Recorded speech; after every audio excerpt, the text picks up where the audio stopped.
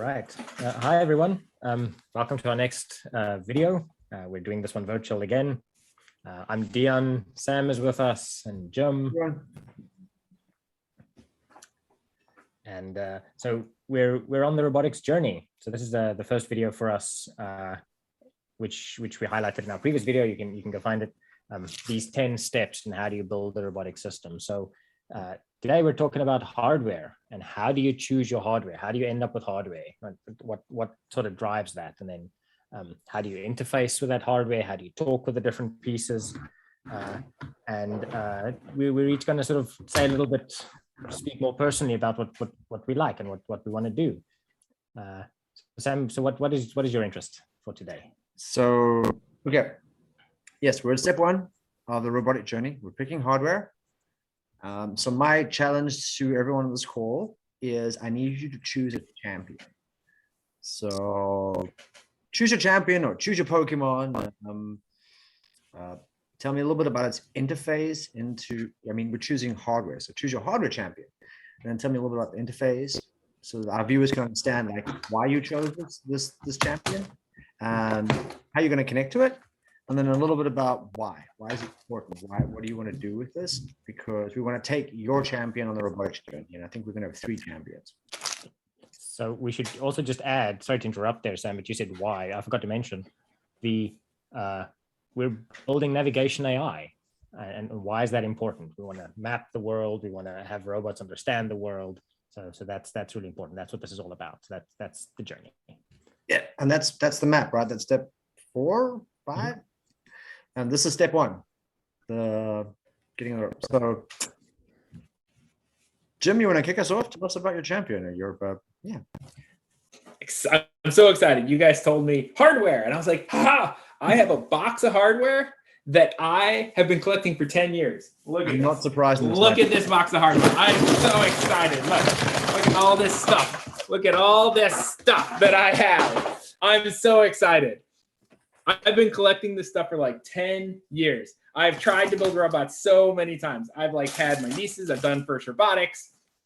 At the end of the day, I was like, I don't know where to start with that stuff. So I'm going to use my cell phone because that's something I understand. So my hardware is my cell phone, even though I have all this stuff. So, yep. Dehann, what are you going to use? I assume you're going to do something with like crazy amounts of cool hardware. What are you going to use, Dehann? Yeah, all right. So my champion is that box of stuff lying all over your keyboard now. And I'm actually going to talk about it from a historic perspective. So I've got this sort of interesting background of having worked with a lot of crazy and sort of exotic robots. So I have all this crazy data. And I think that's quite a frequent thing that happens out there in the wild. You build these systems and you have all this data, but you haven't extracted the value from it. So my champion is going to be this historic data that has so much value and has all these weird quirks in it and all these different sensors and these strange data types. So that's my champion. So I'm going the opposite of Jim.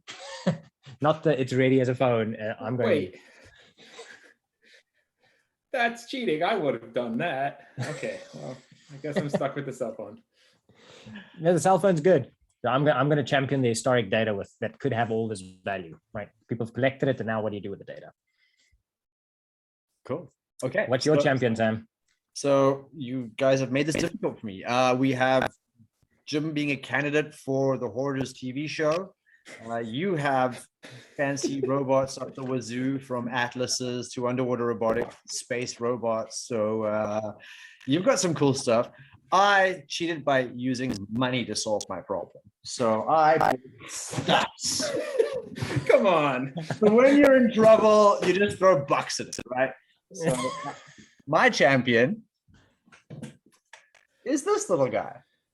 Oh, cool. He is Elephant Robotics. Elephant Robotics sponsored us for ICRA. So, they kind of really helped us out.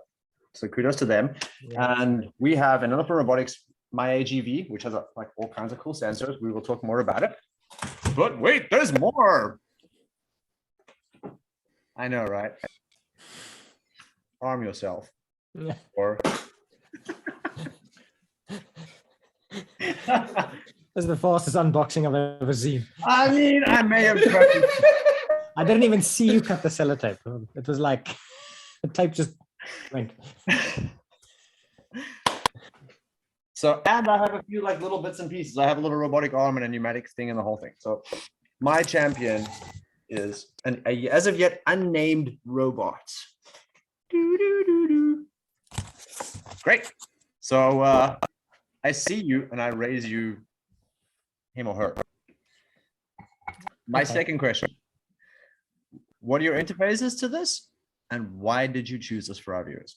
Well, since you've got the newest hardware ready to go, I think you have to tell us your interfaces first. Let's see if you actually know them. I was going to look things up quick. Okay, so my interfaces are. I know. My point exactly. I know. Well played. Good job. Good job. Just flummox. Here we go. I read some of the tech specs, so I didn't just burn money for nothing. I read some of these things. This is an M5 processor and it works using Move It, which I'm thoroughly excited. Apparently Move It is really cool for like arms and arms interacting and working. All right, let's go pick things up. So apparently Move It's great.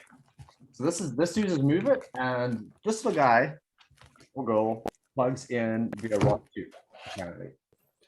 So that's my interface. It's ROS2 and Move It.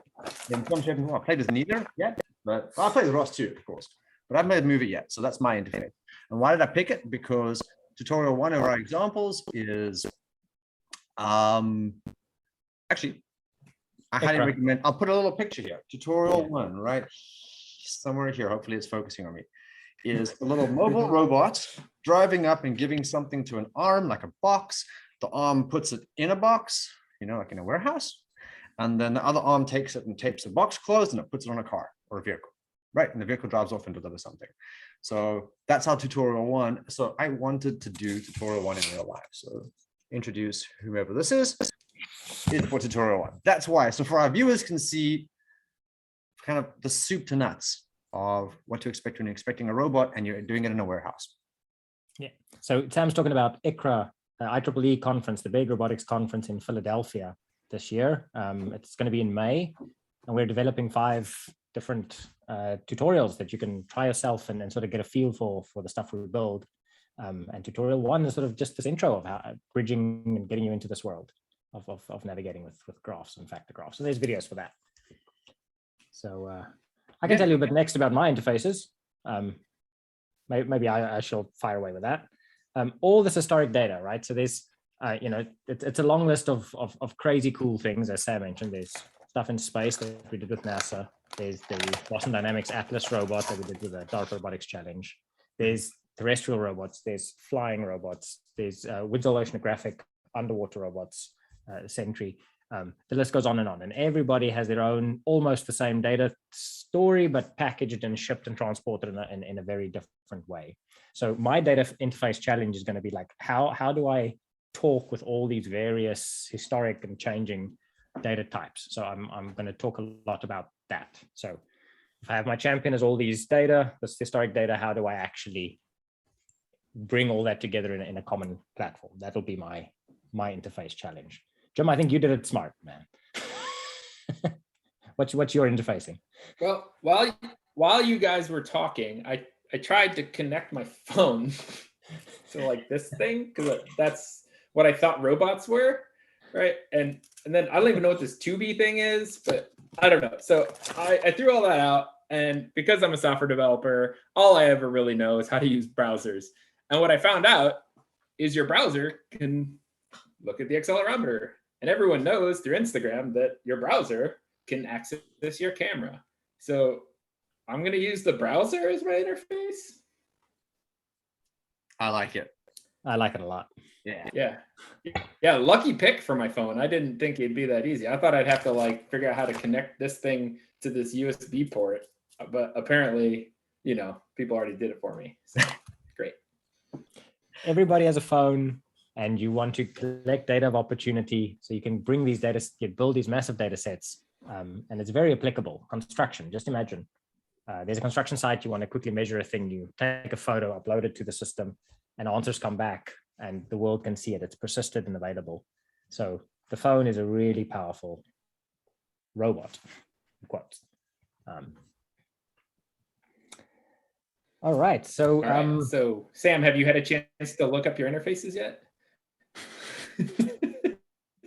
I got distracted. No, but yeah, I'll post them. I'll post some links. But I have chosen my hard drive, committed to my path. So, however, whatever steps 2 through 10 look like, I am committed to messing them up awesomely. so let's talk about the selecting the hardware, which is the point of this, the first step in the robotics journey, right? I want to sort of raise 2 points. One is you're building, I mentioned the construction example, and you've got the opportunity to build hardware and focus and really sort of do something specific. That's one kind of use case. The other case is there's a system that's almost a robot, and you can make it, and you can do your demo by sort of gluing a few things together. So the picking of your hardware happens as a combo of what's the problem you're trying to solve, the demo you're trying to do, and what hardware do you have, and how you're going to glue it together. Will there be duct tape? Is it a lunchbox version? It absolutely happens. So that's critical, and it's the first step in the journey. And as Sam just said, once you've committed to that, well, you're going to live it. You're going to live it for a long time. So I think that's important to really highlight. Some of us may or may have not worked with the Atlas robot. Some of us may or may not work with cell phones on an everyday basis. Your hardware is picked, right? You've committed a lot of capital to buy this big piece of the thing to solve a problem, and now you're in it. I know that I put down a couple of dollars of Navability's money to buy this thing. So this is it. We're committed. We're going on. So step one, hopefully when you choose hardware, it's amazing how that implicitly keys you up for the rest of your decisions.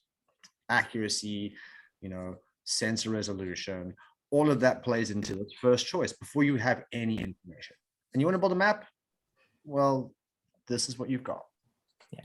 And all the systems engineering stuff counts, right? If the sensor breaks and you can't replace the sensor because it's now obsolete, all of that stuff's relevant, and we think about that a lot. And the number one thing is when you choose hardware, you ultimately have to get to success in your robotic system. That's really important, and we think about that a lot. The only one here that doesn't suffer from this problem is Jim. Yes, but I have a problem, and that is my robot doesn't have actuators. So how am I going to move my robot around? I have an idea. I'll hold it. So, oh my gosh, that's genius. I'll use a human actuator. Perfect. Okay, so my robot is mainly the sensors and the compute, whereas the actuators are going to be me, the human being. Whereas you guys have actuators, right? So, tell me a little bit about your actuators. At least in my side, I can never pronounce this. I'm terrible with these names. Mechatron, Mechanum, what? Wait. Mechanum. Thank you, Mechanum. I have Mechanum wheels, and I can drive around. Potentially, this thing can strafe, so I'm very excited. And it has LiDAR. And we'll talk about sensors in the next video, but I can do that. And then I have a 6-off arm with all kinds of cameras and bits and pieces in it, so I can do neat things with that. So that's my actuation. And I also have a hand on the end of it, which I have not attached because I don't know how. I haven't read the manual yet, but I have a little grabby thing, so I can go grab stuff. So it can be like. So you guys are bringing up something that's really close, important to me. A real key point is I want to see the cell phone and the robot work together and interact, right? And there's this good example that Jim came up with, which is Bob is trying to find a coffee cup and Alice saw it. So how do you bring those two things together? The robot should react and actuate based on data captured by the phone, right? And again, that's something we care about a lot. So great. Okay. We want to tie all of it together, follow the whole journey, step through 10, and you'll see it happen. So what's our next step? Tee us up. Our next step is talking about sensors specifically and the variety of sensors and how do you pick sensors, how do they change, how do you use them? So that'll be the next video. But we have something more important right now, which is that robot, your champion, doesn't have a name. Oh. So I suggest we call him Ollie, which is the sort of Germanic rework of Oliphant for elephant robotics. So I say Ollie. Yes, Jim. Yes, Ollie. Yes. Well, as I have a lot of my old stuff and I'm hoarding and I have Legos, I'm kind of like into my childhood. So I like Dr. Seuss. So I'm going to go with Horton Here's a Who, because Horton couldn't find something and your robot looks like it has all the things it needs and the engineers it needs to find something. So I'm going with Horton. Yeah. So this is the toss-up. I spent all the money and they've picked two good names. If you have a third, post in the channel, and then we'll leave it up. We'll post in the channel and feel free to weigh in. And we'll pick a name for him or her. It's either Horton or Ollie. And I have nothing, so that's me scraping the barrel. You can hear that sound right now. Oh, come on, Sam. Really? Just offloading the responsibility of finding a name. I did. This is the managerial MBA at the work. community is about. Yeah. Weigh in. Give us a name. We'll bring him or her to ICRA, and we'll do some demos and play some stuff. But, yeah, give us your best guess at a name or weigh in on either Ollie or Horton. Yeah. So definitely come join us for the next steps in the journey. This is all about showing you how we're trying to help and make it accessible and make it easy to use. So tell us about the hardware you've picked. Get in touch for any thoughts or help. And then, right, and if any of that information, we should discuss it next time on the Sensor Talk. Absolutely. So very cool. Great. And come visit us at ICRA on May 27th. If you can't be there in person, sign up for a virtual registration. You'll be able to find us on GatherTown and all those kinds of things. So check us out. You can find more details of it on our website. So great.